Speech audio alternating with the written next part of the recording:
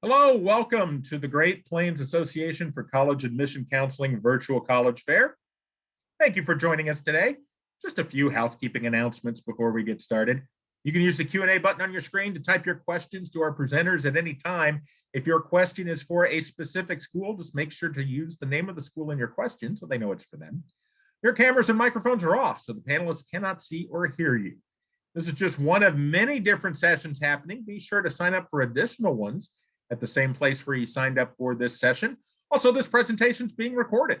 It'll be available within about a week, once again, at the same website where you registered for this session. We are in session B5, right smack dab in the middle of the screen that I am sharing with you. That is the order of our presentations today from our 6 institutions. So now that I've gotten all the housekeeping stuff out of the way, I will step out of the way and turn it over to our first presentation from the representative from Temple University, Japan campus. Thank you very much. I'm just going to go ahead and get my presentation loaded up so everyone can see that. Hopefully you can see that there. My name is Andrew. I am the admissions counselor here at Temple University Japan campus. We are offering a slightly different location, so I do want to start by just going through quickly some reasons why you may want to study in Japan. One of the biggest is it's a very unique culture. It's an island, Japan in itself, so it has its very unique history. So whether you're a fan of the anime, the manga, the cuisine, the history, the architecture of Japan, there's a variety of different reasons for people to immerse themselves in the culture here of Japan itself. It is a very safe place to live. We have a very low crime rate in Japan as well. And there's a variety of different work opportunities with an easy path to work visas after you graduate from your studies here at the university. We have a great health system here with all students able to enroll in the Japanese national health insurance system. And there's a variety of different study options. I know I'm here representing Temple University Japan campus, but we have a variety of public, private, and ourselves American universities in Japan as well. So there's a great breadth of opportunity here in Japan. Now focusing specifically here on Temple University Japan campus, we are a branch school of Temple University based in Philadelphia in the US. So we're essentially an American school branch campus here in Tokyo. With that being said, all of our classes are taught in English. It should feel like a small college campus while you're in the school. And then obviously when you walk out the doors, you are in the middle of Tokyo, Japan. In terms of our location, we have a great location in the center of Tokyo. If you're familiar with Tokyo at all, places like Shibuya, Shinjuku, which are real central hubs for the city, are located within 15 minutes of the campus. And Tokyo itself is linked by probably the world's safest and most reliable public transport system in the world. So we have a great vantage point to go and explore this really amazing city. In terms of your TUJ experience, you're not going to be limited to just regular, classes. We have a variety of different learning methods. So, for example, some of our business students are currently now working with companies over in Silicon Valley for specific marketing projects. You might be on an internship working with a company in Tokyo, whether that's a European company, for example, a Japanese business, but you're getting some real practical experience to really put in context the academic learning that you're doing in the classroom. And then there's a really extensive activities program as well on offer. So when classes are done, our students have the opportunity not only to explore Tokyo, but Japan itself. So you may be going for a ski trip in Hokkaido, visiting the onsens down south, or hiking to the top of Mount Fuji to see the sunset. So we really get our students, again, immersed in Japan in a variety of different ways. Diversity is a key function of Temple University Japan campus. We have currently around 70 different nationalities represented, and that same diversity is reflected in the faculty body at the university. We are a small college campus of around 1,300 undergraduate students only, so you will get to know your fellow classmates really well. There's a really strong community feel in the university because we are so small. And again, the activities program, as well as a variety of different clubs on offer, another vantage point to really, get to know your fellow classmates, as well as the faculty and staff in general at the university. Being a small school, our focus here is on 10 undergraduate majors only. Mainly they are liberal arts focused.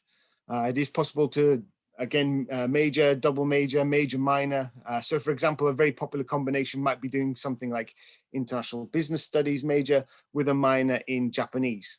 And just very quickly on Japanese, you're not required to know any Japanese before you enroll. Again, we do teach entirely in English, but again, you can certainly learn when you get here at the university.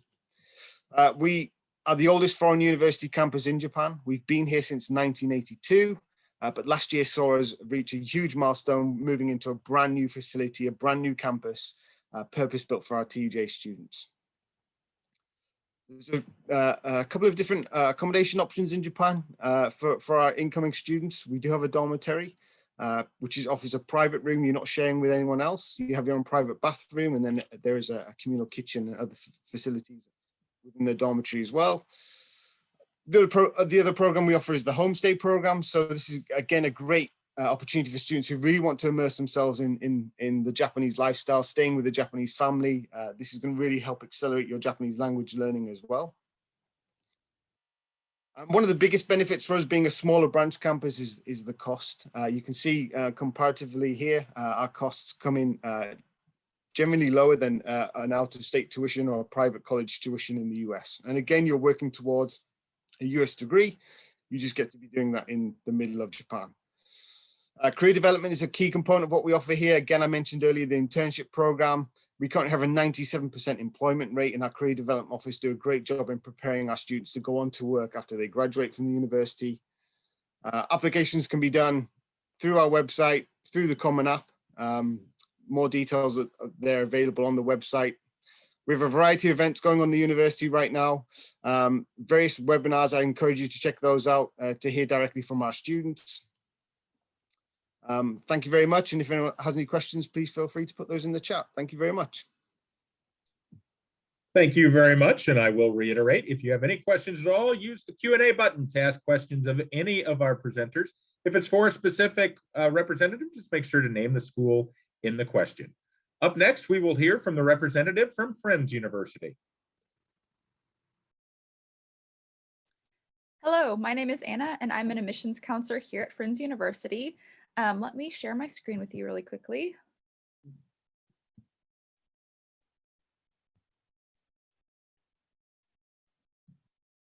Okay, sorry, it's a little slow today.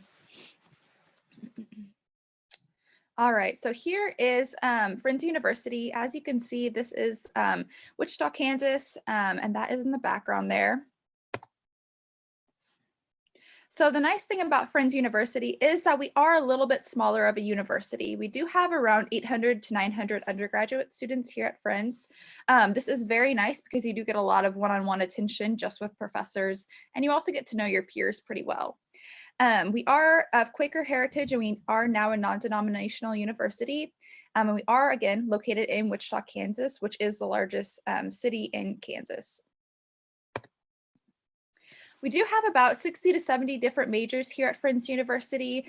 Some of our more popular ones would be criminal justice, business administration, cybersecurity, and mechanical engineering are a little bit newer, and they're very popular here as well. One major I do like to point out is zoo science. Zoo science is one of the only, I would say, 3 programs in the United States, and we do have that major here at Friends. So with zoo science, you do get to work a lot with I guess you would say wild animals. This is more for students who are interested in becoming a zookeeper. We do have a lot of different housing options, and we do require freshmen to live on campus if you're not from the Wichita area. Green Hall is our freshman dorm. It's a very big dorm. All of our freshmen are housed there, and it is ranked #1 in housing in the state of Kansas. We do have upperclassmen housing as well. It is very apartment style, and we do also have the option to live off campus if you would like to. So here's some of the admission steps that I usually recommend to incoming students. The biggest thing that I recommend is visiting Friends University. When you visit Friends University, you can do it either virtually or in person. We do have that option available. Most of these visits consist of meeting with an admissions counselor, meeting with a financial aid representative, taking a tour of Friends University, of our campus, meeting with coaches or professors, just to kind of get a rundown of, here's the major I'm interested in. Can you tell me a little bit more about it? The next step would be to apply to Friends University. And the nice thing is that we are free, so you can apply online. It takes about 10 to 15 minutes. Once you apply, then you have to send your transcripts into us. And then based upon your GPA, that will determine whether you're accepted to Friends University. Then I do recommend sending in your FAFSA as soon as you can. Our school code is on there. It is 001918. And then after you get all of that done, then we'll just have you sign up for an enrollment date. And that's so you can come in, talk with professors, and get kind of a rundown of what you'll be, classes you'll be taking. A couple of admissions requirements. So for freshmen, we do require a 2.75 GPA. You do not have to send in your ACT or your SAT scores if you have a 2.75 GPA. If you do have a 2.5 to a 2.74 GPA, then you can either appeal, or if you have an SAT or an ACT score above 18, then you would automatically be accepted as well. The nice thing is that every student that is accepted to Friends University does receive an academic scholarship. For freshmen, that does range anywhere between $5,000 and $12,000. This is usually based upon your GPA. So if you have a, let's say, 3.0 GPA in high school, that would automatically make you eligible for our $9,000 academic scholarship. And you would receive that scholarship every year that you attend Friends. Here's some other scholarships as well. About 60% of our students are student athletes, so that is that's a big scholarship opportunity there. Fine arts is also a great scholarship opportunity as well. We do offer some other institutional scholarships, and then of course outside scholarships. We do accept all outside scholarships. So my recommendation is apply like crazy for outside scholarships, because that can never hurt in the long run. Another big thing that I'd like to advocate for is make sure to get your financial aid completed. This will just kind of help with seeing if you are eligible for grants or loans. And of course, if you do have any questions about filling out the FAFSA, you can always talk to one of our financial aid reps. They are very, very helpful when it comes to helping students fill out the FAFSA, or even just walking them through step by step. And then that's my information down there. Again, my name is Anna Profit. And if you do have any questions, just feel free to reach out to me, or you can just Google search Friends University and send us an email as well. Thank you, guys. Thank you very much. And I will remind everyone attending that if you have questions for any of our presenters, you can ask those at any time. Just use the Q&A button to send your question in. And if it's for a specific school, just name the school in your question. Up next, we'll hear from the representative from Northern Arizona University. Hi, thanks so much. Welcome, everyone. My name is Nancy Navarro, and as you're going to see in this first slide here, I have all my contact information. I'll also have it at the end, so if you don't catch it right now, no worries. You'll be able to catch it again one more time. So first and foremost, I tell people Flagstaff is not like what they expect the rest of Arizona to be. So we actually do have all 4 seasons. We have snow. On average, we get about 100 inches of snow a year. We recently just got about 35 inches last week. So we do have quite a bit of different weather than everyone expects of Arizona. We're at 7,000 feet elevation and pretty close to a lot of different things, within 2 hours to a lot of different national monuments. Really close to the city of Phoenix as well, if you're looking at going to some bigger events, or just to be able to access a bigger airport. So there's a lot to do here in and around the community. Personally, I picked NAU to go for my 4-year degree because I wanted an experience that was a little bit more personalized. And so with this being the smaller of the 3 institutions here, I was able to have personalized experience and also be able to have that out-of-state weather that was definitely different than what I was used to. We have over 400 different clubs, so there's got to be something that you'll be able to enjoy. I also created a few clubs with my friends, which is really easy to do. We do have about 21,000 students on campus in a normal year. Right now we have some of those attending online, but typically about 21,000. When you add our online and statewide campuses throughout the state, we're looking at about 30,000 students. We have nearly 100 different programs for you to look at for your undergrad, and then a 19:1 student to faculty ratio. So you still get a lot of that one-on-one attention. I personally had my own faculty advisor, so that was really great to help me as I continue through my business program. So a little bit about what to expect here on campus. I'm personally the Assistant Director for Diversity Recruitment. So I will always be happy to talk about diversity and the different populations that we have here on campus. We do have over 120 different tribes represented on campus. We are really close to having the Hispanic Serving Institute title. We just applied, so hopefully we hear back about that soon. So a huge array of different communities here. We usually have about 70 different countries represented here, or we send students on study abroad programs to 70 different countries. We also have a really good amount of first generation students. About 46% of our students are first generation. So those are students who are really the first in their families to achieve their education. So we have a huge system here for support through mentoring, tutoring, our Office of Inclusion, career development, study abroad. So there's a lot of different options for you. So in Arizona, the 3-day schools specifically look at what we call the core 16 courses. So you'll see those listed here: 4 years of English, 4 years of math, 3 lab sciences, 2 social sciences, 2 same second language. So if you take Spanish 1 year, you must take Spanish the second year, and then 1 fine art or CTE. We have always had kind of a great realization that tests don't reflect who you are. So we will use test scores for your GPA, but they are not required. 3.0 GPA in all of these 16 courses, you are guaranteed admissions. If you have a 2.5 and at least 14 of these 16 courses, you will be considered for admissions.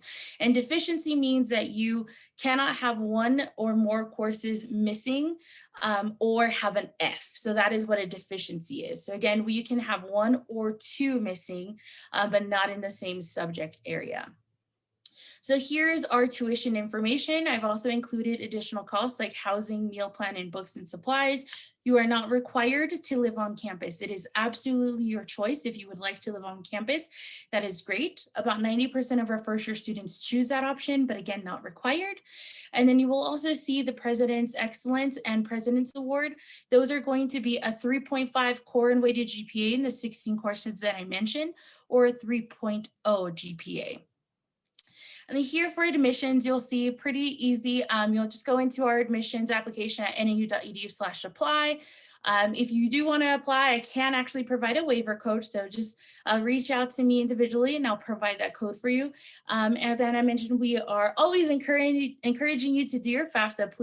Please do that as soon as you can. FAFSA is very important in helping you with paying for your schooling.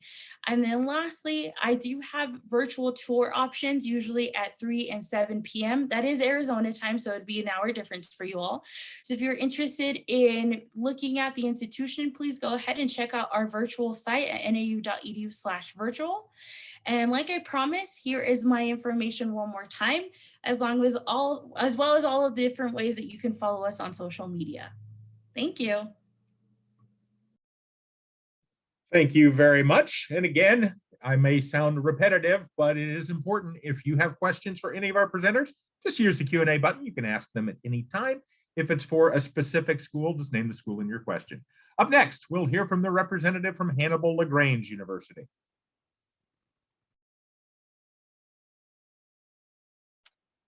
Hello. Hope everyone is doing well today. My name is Rachel, and I am the admissions counselor who works with all of the students who are in Western Missouri and the Western United States.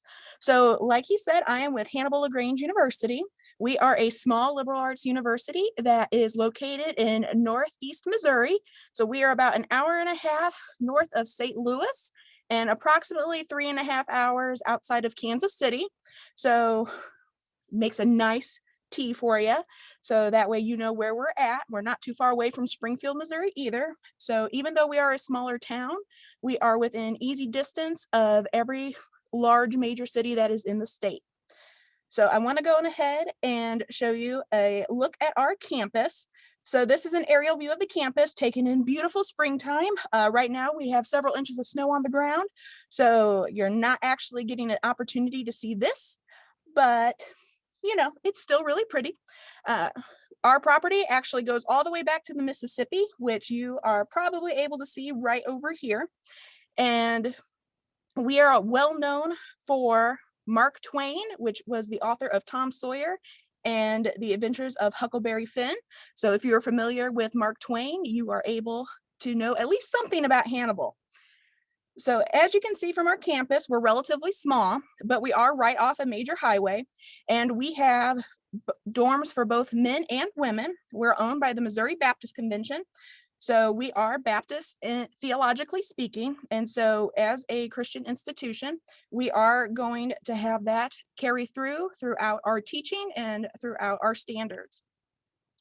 So as a smaller institution and being a Christian and liberal arts institution, we do require that you do attend chapel, and it is once a week because we believe it is important that our students get involved in our local community and that you are able to be around other Christians and be involved in churches off campus.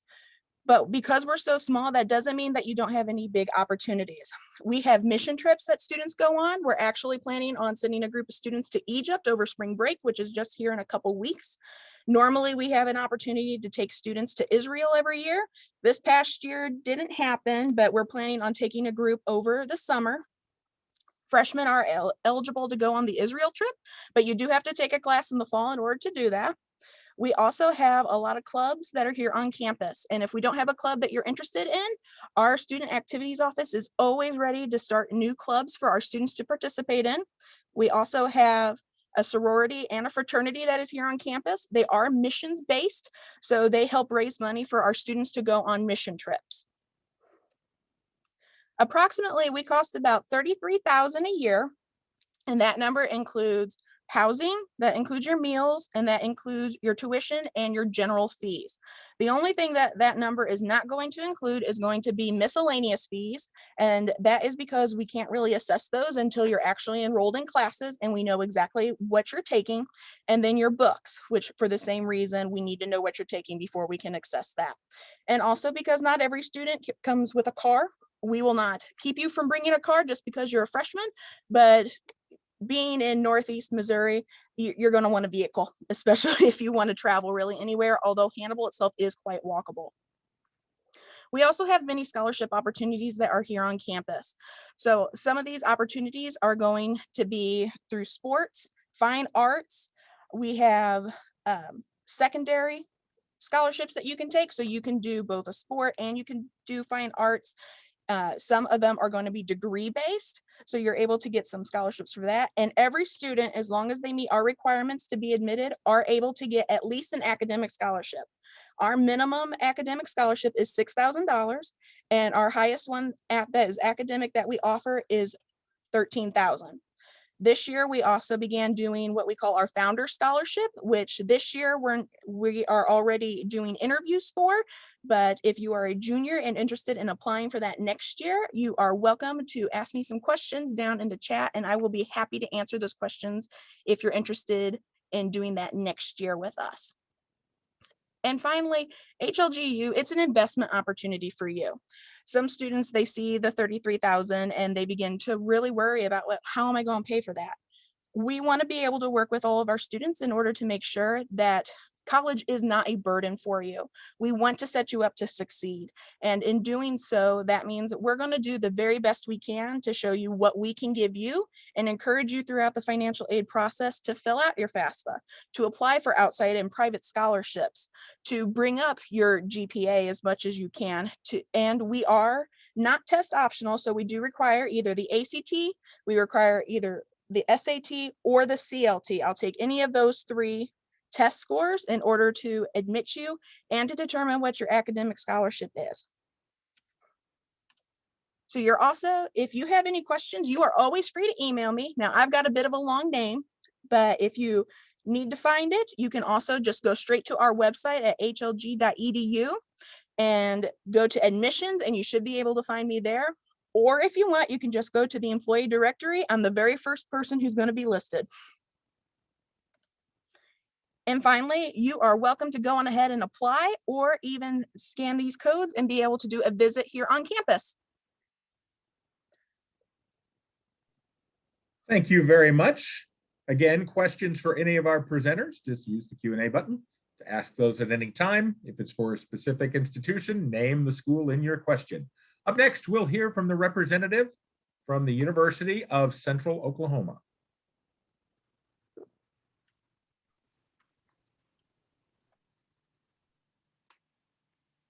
Hello, everyone. Let me go ahead and share my screen.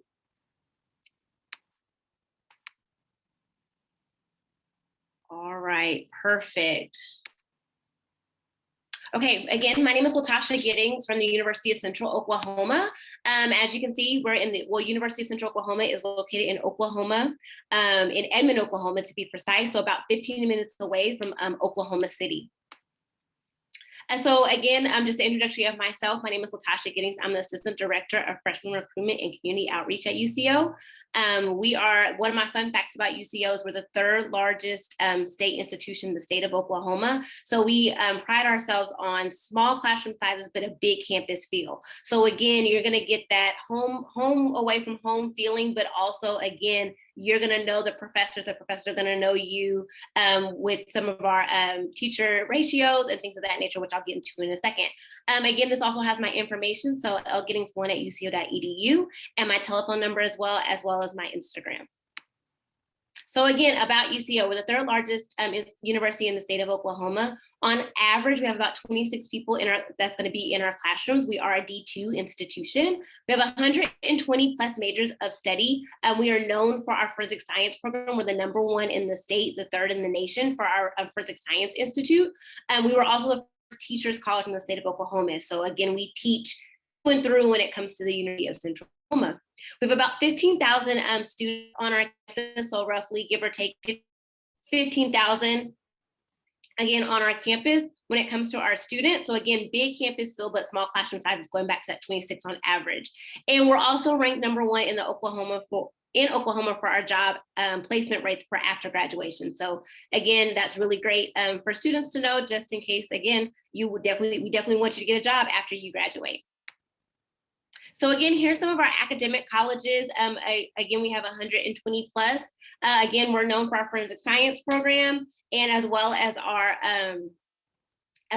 our education program. We also have some premier programs for funeral science. We're the only one in the state that for funeral sciences, biomedical engineering, early childhood development, as well as professional selling. Again, super great majors when it comes to our institution, as well as, again, that job placement rate.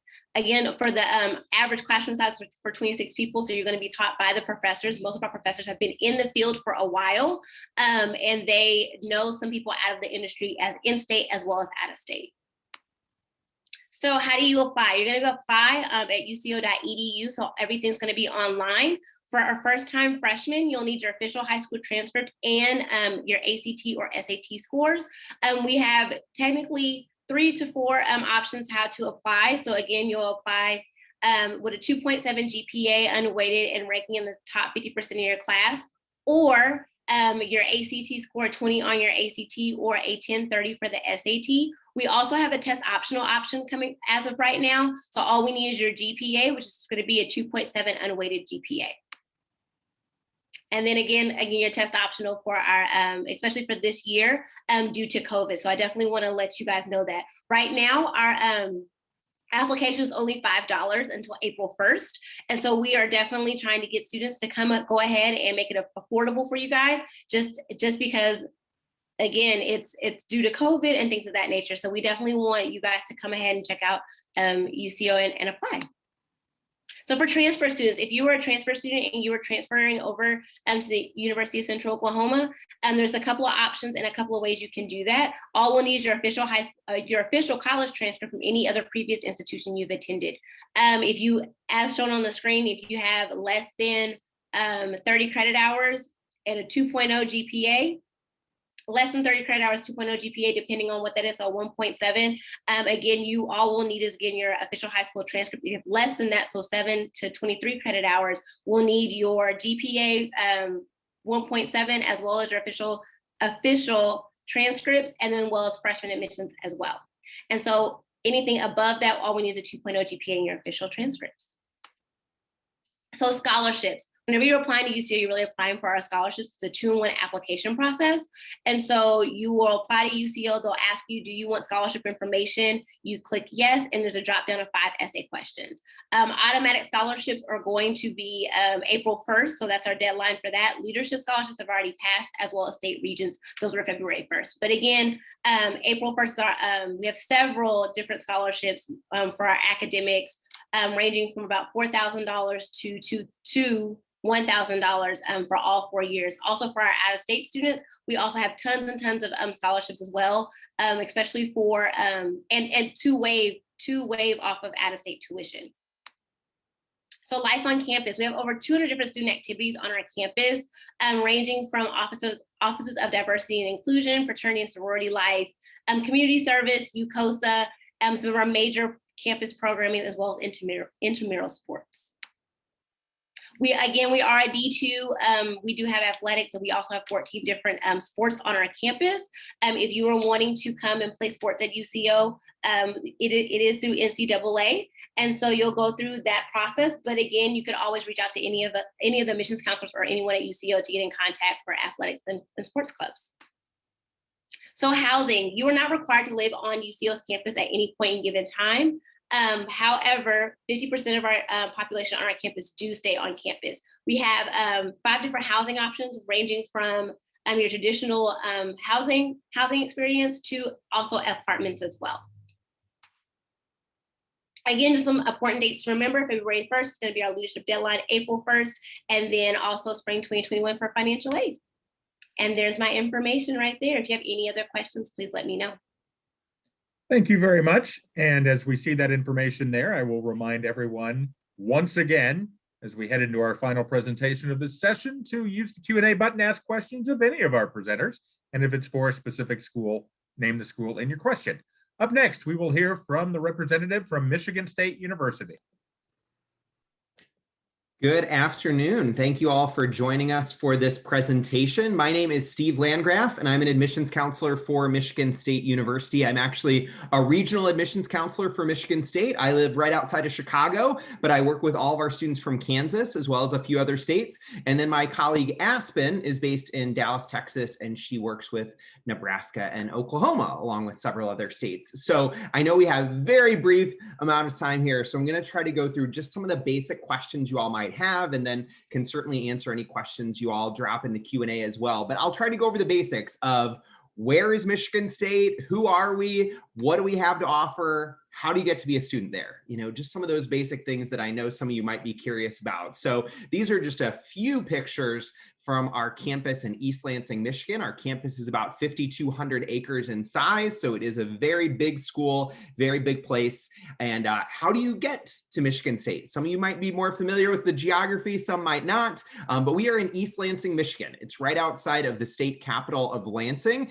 It's about a 90-minute drive from Detroit and about a 3.5-hour drive from Chicago, about an hour drive from Grand Rapids, Michigan, a little bit closer even to the airport there in Detroit. That's only about 75 minutes away. That's the closest major airport. There is also an airport in the state capital of Lansing, but not as big of a hub, obviously, as a place like Detroit. So very easy to get to Michigan State. You can certainly drive or take the Amtrak train as well, but you know, certainly some students would take advantage of flying to campus too. So who are we as a school? Like I said, pretty big school. If you didn't already know, if you're familiar with the Big Ten Conference, we are one of the 14 schools that is part of the Big Ten. So we are a Division I Big Ten University, Michigan State, home of the Spartans, which you'll see a lot of Spartan logos on all these slides as well. It is a very big school, and we certainly don't apologize for that. A lot of this college search process is about finding what is going to be the best fit for you. And some of you maybe gravitated some of the schools today that were smaller schools, and some of you maybe want a larger school. Some of you are maybe completely undecided, and that's why you're participating in programs like this. But one of the draws for some of our students is certainly the size. We are about the 8th largest college in the United States. We have around 50,000 total students and about 40,000 undergraduate students, whether they came in as a transfer or came straight out of high school. Our incoming freshman class this past fall was about 8,200 new students. So definitely a big place. And then what can you do at Michigan State? I told you a little bit about where we are, who we are, but what can you do? What do we have to offer? And that is something that I could spend a whole hour talking about, but I'll try to do it in a couple minutes. So Michigan State, we have a total of 17 different degree granting academic colleges. That includes 3 medical schools. We have the only college of veterinary medicine in the state of Michigan, as well as a College of Human Medicine and a College of Osteopathic Medicine. But we're certainly really well known for things like our College of Engineering, our Eli Broad College of Business, our College of Education. We were founded as an agriculture school back in 1855. So that's still a really popular area for us too, our College of Agriculture and Natural Resources. So there are about 200 different majors that you can take advantage of. And even though we are a really big school, we still only have a 16-to-1 student to faculty ratio. So certainly want to highlight that stat as well. Beyond all of the classroom experience, because I think that's sometimes where the conversation starts. What do you want to major in? Some of you might still be undecided, and that's certainly okay too. But there are so many different things you can get involved in at a big school like Michigan State. So many different opportunities, things like our honors college, undergraduate research opportunities. We have about 900 clubs and organizations that range from a lot of different opportunities like intramural sports and academic clubs, community service, religious groups. I always really like to talk about study abroad. I think that's a pretty exciting opportunity to do in college. We're actually ranked in the top 10 nationally for student engagement for study abroad programs. We have about 275 different programs across around 60 to 70 different countries. And we actually go to all 7 continents too. We go to Antarctica every other year. And we give all of our out-of-state students a study abroad scholarship too. So how do you get to be a Michigan State student? So some of you might be seniors that are on this presentation today. You can still apply if you're a senior. We will keep taking applications all the way till May 1st. But for those of you that are juniors, sophomores, November 1st is really a good date to highlight for when you want to have your application in by, so you get maximum scholarship consideration. And we'll consider that early action. So you'll also get an admissions decision back from us a little more quickly too. And you can apply through our application on our website, as well as the Common App or the Coalition application. We are test optional. It says there fall of 2021. We're actually going to be test optional for the next several years. So at the very minimum, we need your application, your official high school transcript, 1 brief essay, and then there is also a $65 application fee. Some students do qualify for a fee waiver, and it asks you about that right there on the application. You can certainly send us an ACT or SAT score, but you're not at any sort of a disadvantage for admissions if you choose not to send us a test score in terms of applying or getting scholarships. You are automatically considered for scholarships through our regular application, as well as a spot in our honors college and their scholarships. So this is definitely something probably don't have time to check out now, or maybe take a picture, or maybe you're watching this on YouTube or something later. But all of this you can certainly find in more detail on our website. Unfortunately, we aren't doing any official campus visits right now. We're hoping to resume that here very soon. But in the meantime, we have a lot of great virtual offerings online in terms of student panels and different academic presentations. And I will certainly drop this in the chat too, but want to make sure you have my information, my email, as well as Aspen's too. So you know who to contact, whether you live in Kansas or whether you live in Nebraska or Oklahoma. So thank you very much for listening to the presentation today, and go green. Thank you very much. And at this point, I'm going to invite all of our representatives to turn their video and their audio back on. Do a quick little Q&A session. I get to play talk show host for the next 6 minutes or so as you clean up some of the questions in the Q&A, and we can take care of that. And the first question I'm going to ask, and I'll just ask that each representative, we'll just go in the order that you presented, you know, maybe a brief answer here. But the first question, what advice would you give someone going through the college search process? We'll start with Temple University, Japan campus. Yeah, thank you. Well, being a school located overseas, I would encourage people for that search to maybe broaden their search and consider other countries. There's a lot of benefits associated with studying overseas in terms of personal development, exploration of new languages and cultures. But there's also other benefits such as cost saving opportunities as well. And with many of these schools maybe unable to visit at the moment due to COVID, they're probably more accessible than ever now in terms of their virtual offerings. So you can, many schools now have their virtual tours. You connect with current students, connect with the admissions counseling office. So definitely use those resources to really, get a good idea of what the college is and what you're actually looking for. Friends University. So I'm a big advocate for visiting campus, either virtually or in person. I think you should probably try to find maybe 3 to 5 schools that you consider maybe your favorite, and then visiting those schools or virtually visiting those schools, or at least talking pretty in depth with the representative about it. And then I recommend just keeping in touch with your high school counselor, just with any help they can give you, also with your admissions counselor, and of course, the financial aid department as well. Northern Arizona University. Yeah, I think Anna took the words out of my mouth. It's definitely going onto the campus if you can, or we're doing the virtual tours. I'll say I visited my top 3, and NAU was actually my second and ended up becoming my first because of the visit. And 9 years later, I still live here. So it's one of those things that you have to see yourself really being able to join that community as well, and never be afraid to apply for scholarships, even if you feel like it's a lot of work and there's so many of them. Just apply. Hannibal-LaGrange University. I would say really ask questions. It's important that you go visit your schools, but you also want to make sure that you're keeping in contact with your admissions counselor and you're asking questions. There might be something that you've never thought of, or that we didn't think to tell you, and you have a question about it. So go on ahead and ask. I promise. Every single person who's on here, we've heard it all. There's no such thing as a bad question. University of Central Oklahoma. Rachel took the words right out of my mouth. I was going to say ask questions. Ask as many questions as you can. No question is a dumb question. So definitely ask questions, go on tours, and definitely check out important dates. So just go ahead and go to everyone's website that you are thinking about attending, and definitely checking out those important dates just to make sure that you can stay on top of everything.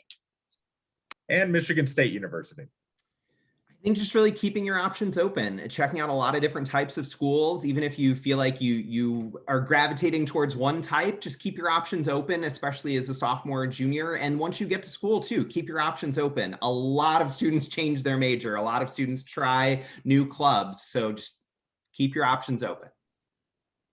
Okay, we have time for one more question. So we'll go again in the same order. But what is your favorite event or tradition on campus? So a fun one here. We'll start with Temple University Japan campus again. I think for us, probably our annual visit to Mount Fuji is probably the most popular event among students. So they hike up to the top, they stay overnight halfway, and then they'll reach the summit just to watch the sunrise. So it's an amazing experience, and yeah, something our students look forward to doing each year. Friends University. So something current that kind of reminded me of this question. If we have a athletic team that wins the conference championship, you get a walkout day, so students don't have to go to class. Our Friends University track and field just won a conference championship, so they'll be able to walk out of class on Monday. Northern Arizona University. Yeah, probably one of my favorites is in a normal year, we have what we call the running of the freshmen, where we have all our first year students actually run across the field at the first home football game just to introduce them to the community, and coming full circle at the end of their career here. So as they're seniors, then they run the opposite direction off of our field. So it's, just kind of getting to see the full circle experience. Hannibal-LaGrange University. So we are the Trojans, and we have the Trojan Wars, which is a battle between all of our dorms and our quads that are here, which is our apartments here on campus. and all the dorms take on each other in order to win the golden helmet. And we who work here, we receive an email from student activities telling us to ignore the screams. They're just having fun. The University of Central Oklahoma. So one of the traditions that we have at UCO is that for your first-time freshmen, when you come into UCO during orientation, you get to ring a bell that says that you're here and you're here to stay, and that it's traditionally our Old North Bell, which one of the oldest buildings on our campus. Well, when you graduate, so fast forward, when you graduate, you actually get to walk past and ring the bell again, stating that you graduated. So that's pretty awesome. And Michigan State University. I'm a big sports fan, so I'm going to go with sports, especially like being at a Big Ten university campus on a Saturday for a football game. That's a pretty awesome experience. Well, thank you all for sharing the fun facts about your campus and the advice and all of the information about each of your schools. And I want to thank everyone for joining us for this presentation today. When you close this window, there'll be a link to a very quick 4-question survey. We'd appreciate any feedback you can provide. Also, this is just one of many sessions being hosted. Be sure to sign up for additional sessions.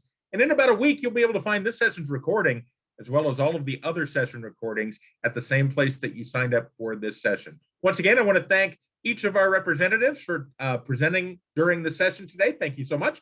Thank you all for joining us, and have a wonderful rest of your Sunday. Take care.